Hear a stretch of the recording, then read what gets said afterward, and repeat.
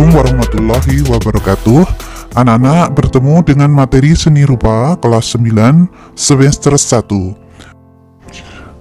Adapun materi pada bab 1 seni rupa kelas 9 yaitu seni lukis. Di sini ada kompetensi inti yang akan kita pelajari dari K1 sampai K4, KI1 sampai dengan KI4, kemudian kompetisi dasar dari 1.1 sampai dengan 4.1.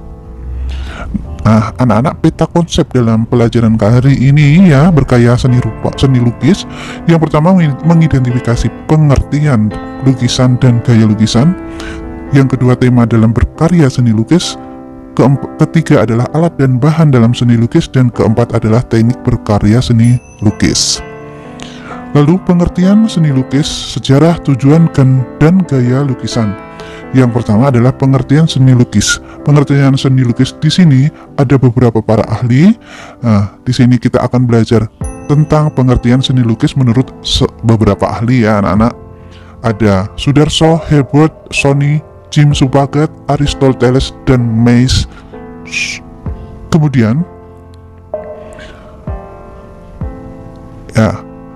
Kemudian sejarah seni lukis.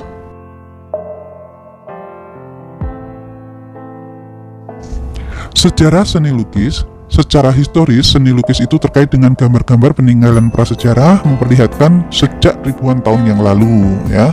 Sejarah seni lukis ini berlanjut pada zaman pertengahan karena terlalu kuat pengaruh agama. Kemudian di zaman Renaissance, dukungan dari keluarga de Medici yang menguasai Florence akan ilmu pengetahuan dan seni membuat adanya sinergis dengan kebudayaan baru di Eropa. Nah, sejak revolusi Inggris, lukisan karya seni rupa dan kria diarahkan pada kurva halus. Sedangkan di Indonesia, seni lukis modern itu dikenal dengan masuknya penjajahan Belkamu di Indonesia. Gerakan manifesto kebudayaan bertujuan melawan pemaksaan ideologi yang membuat para pelukis di masa saat 1950 memilih untuk membebaskan karya seni mereka. Kemudian kemampanan seni lukis di Indonesia itu belum sampai pada keberhasilan, tetapi telah diporak-porandakan oleh gagasan modernisme dengan seni alternatif, sehingga seni lukis konvensional dengan gaya menghiasi galeri bukan segala bentuk apresiasi untuk masyarakat, melainkan bisnis alternatif dan investasi. Ya, kemudian unsur-unsur seni lukis. Di sini unsur-unsur seni lukis ada beberapa hal. Yang pertama, line atau garis itu ya. Lalu unsur yang kedua adalah field atau bidang. Yang ketiga, space atau ruang. Kemudian yang keempat, color atau warna ya. Selain unsur visual, pelukis juga harus mempertimbangkan unsur no visual atau unsur yang tidak tampak. Unsur no visual terdiri dari satu pengalaman estetis dan imajinasi. Pengembangan imajinasi itu berbeda. Imajinasi adalah khayalan atau gambaran yang dibuat oleh pikiran baik yang sudah pernah dilihat ataupun belum pernah dilihat. Yang pertama, apa itu adalah anak-anak ya, sikap artistik dan estetik. Kemudian yang kedua adalah konsep lukisan. Konsep ini sketsa awal atau bisa dibilang sebagai peta awal ketika akan menggambarkan lukisan dalam media lukis. Lalu tujuan berkarya lukis yang pertama adalah tujuan religius. Dalam hal ini lukisan dipertunjukkan untuk mendekatkan diri dan menunjukkan pengabdian kepada Tuhan. Contohnya adalah lukisan cap tangan Gua Leang-Leang. Lalu tujuan komersil. Lukisan ini lebih mementingkan bentuk yang mengikuti selera pasar. Apa yang digemari masyarakat pada saat itu akan diikuti oleh seniman agar mendapatkan keuntungan secara materi. Tujuan kritikal sosial. Lukisan seperti ini dibuat untuk menunjukkan kritik atau ketidakpuasan terhadap pemerintah maupun penguasa setempat.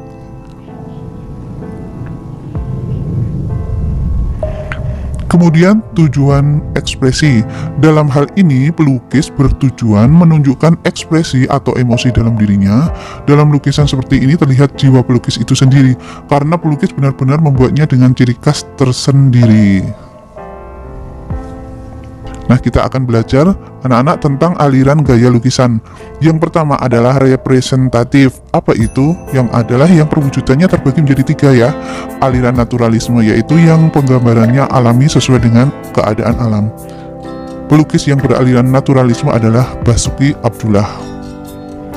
Nah, ini adalah salah satu karya dari Abdullah Suryabroto, Mas Prigadi Wakiti, Claude Robbins, Kastabel, dan Indra Rukmana. Kemudian kita belajar juga tentang realisme. Aliran realisme ini memandang dunia ini tanpa menambah atau mengurangi objek. Penggambarannya sesuai dengan kenyataan hidup. Pelukis yang termasuk aliran ini adalah Trubus Wardoyo, Tarmisi Sujojono, Tula, dan Heri Sujarwanto. Kemudian, romantisme. Aliran seni lukis yang bersifat imajiner, yang melukiskan cerita romantis, peristiwa yang dahsyat, atau kejadian yang dramatis. Pelukis yang termasuk aliran ini adalah Raden Saleh, Francisco Goya, dan Turner. Ini adalah karya-karya dari aliran romantisme.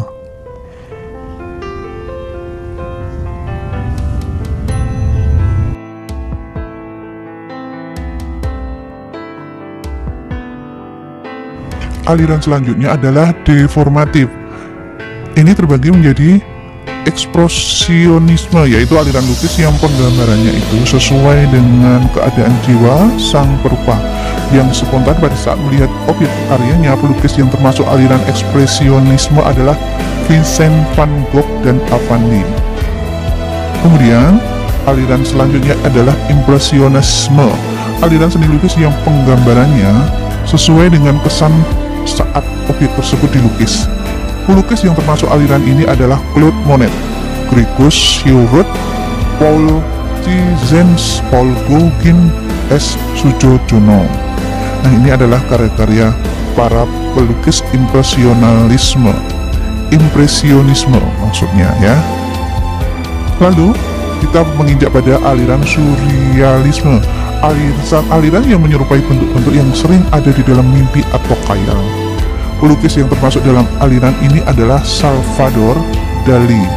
Ya, ini anak-anak perhatikan lukisannya sangat bagus sekali. Kemudian kita akan mengenal juga aliran kubisme, yaitu aliran yang penggambarannya berupa bidang segi empat atau bentuk dasarnya kubus. Pelukis yang termasuk dalam aliran ini adalah Pablo Picasso, Padma Srihadi, Fajar Siddiq, dan Mokhtar Apin.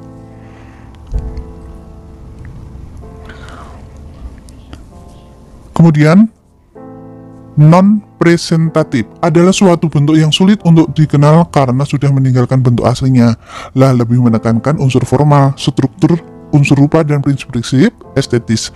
Salah satu lukisan bergaya non-presentatif adalah lukisan abstrak. Pelukis yang masuk di sini adalah Amri Yahya, Fajar Siddiq, Mokhtar, dan Sadali. Nah, tema seni rupa. Tema dalam pembuatan karya ini yang pertama adalah hubungan antara manusia dengan diri sendiri. Nah, pelukis mengungkapkan rasa cinta keindahan dapat mewujudkan lewat media ekspresi melalui diri sendiri, misalnya menggunakan potret dirinya sendiri sebagai objek lukisannya. Contohnya kalian lihat di bawah ini ya. Kemudian hubungan antara manusia dengan manusia lainnya. Pelukis mengekspresikan cita rasa keindahan menggunakan objek orang lain. Ini adalah lukisan dari Bung Karno, Presiden RI pertama. Lalu yang ketiga, hubungan antara manusia dengan alam sekitarnya. Pelukis mengungkapkan cita rasa dengan alam sekitar sebagai objek.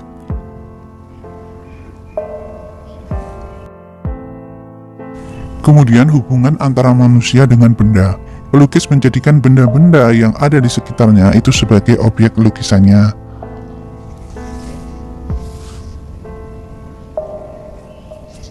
Yang kelima adalah hubungan antara manusia dengan aktivitasnya.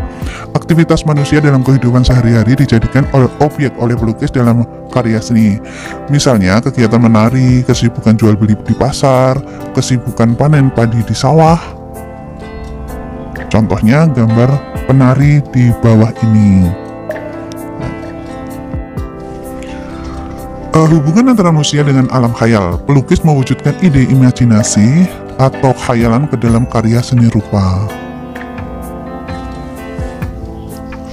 Nah, setelah anak-anak belajar bagaimana aliran seni rupa dan sebagainya, kita akan belajar alat dan bahan berkarya seni lukis. Jadi alat apa yang dipakai untuk melukis?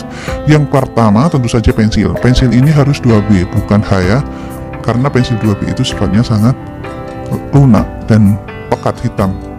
Ini jenis-jenis pensil dari 8B sampai dengan 6H. Kemudian konte atau pensil arang. Ini terbuat dari arang halus, sifatnya hitam pekat dan agak sulit dihapus. Lalu yang ketiga adalah krayon dan pastel. Krayon ini merupakan cat yang terbuat dari lilin, sedangkan pastel terbuat dari lilin dan minyak. Yang membuat keduanya mirip adalah karena sama-sama terbuat dari lilin. Namun kandungan minyak dalam oil pastel membuat perbedaan keduanya semakin jelas. Nah, yang keempat adalah pena atau pulpen. Adalah alat gambar yang digunakan untuk media tinta. Kemudian tinta bak. Disebut sebagai tinta Cina. Warnanya hitam pekat dan tidak luntur bila kena air. Ada yang berbentuk cairan dan bentuk balok-balok kecil. Kemudian yang keenam, cat pewarna. Bahan cat pewarna ini dibedakan berdasarkan basis pengecernya. Yang pertama, cat air. Jenisnya seperti watercolor yang bersifat transparan dan watercolor yang bersifat pakat. Media yang digunakan biasanya adalah kertas. Selanjutnya adalah cat minyak berbasis minyak. Jenis ini biasa digunakan untuk melukis di atas kanvas. Sifatnya tidak mudah kering dan warnanya tahan lama. Yang ketujuh adalah kuas. Kuas ini merupakan alat yang digunakan untuk menguas atau mengecat ke media lukis. Jenis kuas yang dipipih dan berujung lurus, datar, dan agak kaku dipakai untuk bahan cat minyak di atas kanvas. Yang kedelapan adalah pisau palet. Pisau palet ini terbuat dari aluminium tipis, fungsinya untuk mencampur cat. Selain itu, pisau palet juga berfungsi sebagai kuas untuk membuat efek-efek gorisan pada media lukis. Yang kesembilan adalah palet. Palet merupakan media yang digunakan untuk mencampur cat. Media seperti cat air. Palet yang dipakai adalah yang lengkungan tempat air terbuat dari plastik. Bentuk palet cat minyak datar ditambahkan lubang untuk pegangan dan terbuat dari papan kayu atau plastik ya. Selanjutnya adalah jenis lukisan berdasarkan teknik bahan yang digunakan. Yang pertama adalah teknik mozaik. Teknik ini menempel pecahan dan lempengan kaca yang berwarna-warni ke dinding sehingga membentuk objek tertentu. Lalu lukisan kaca. Lukisan kaca adalah lukisan di atas media kaca yang dibuat dengan cara melukis di bagian belakangnya. Bahan yang digunakan adalah cat minyak dan kaca sebagai medianya. Ya, contohnya lukisan wayang orang ini. Kemudian, lukisan cat minyak. Lukisan cat minyak medianya adalah kanvas. Kanvas adalah kain yang telah diberi cat dasar yang dicampur larutan lem sehingga tidak tembus ke belakang ketika digunakan melukis. Nah, keempat, lukisan cat air akuarel. Teknik akuarel adalah melukis dengan sapuan warna tipis sehingga hasilnya transparan. Media untuk bahan cat air adalah kertas. Lalu yang kelima adalah lukisan akrilik. Lukisan jenis akrilik adalah lukisan dengan bahan yang disebut akrilik yang menghasilkan warna-warna cerah dan menyala. Lukisan batik. Lukisan batik tekniknya hampir sama dengan tata cara membatik, yaitu dengan menutupi permukaan kain dengan lilin dan atau malam putih. Lalu anak-anak, kita akan belajar teknik berkarya seni lukis ya. Berikut ini langkah-langkah dalam melukis. Yang pertama, memunculkan gagasan. Jadi gagasan ini berupa ide atau kreativitas yang dapat ditempuh. Kemudian yang kedua adalah memilih bahan. Setelah muncul, kemudian kreasi kreatif tersebut selangkahnya memilih bahan. Kemudian selanjutnya anak-anak adalah menentukan teknik. Ada beberapa teknik yang dapat digunakan dalam melukis. Lalu yang keempat, membuat sketsa. Dan yang kelima, menyempurnakan lukisan.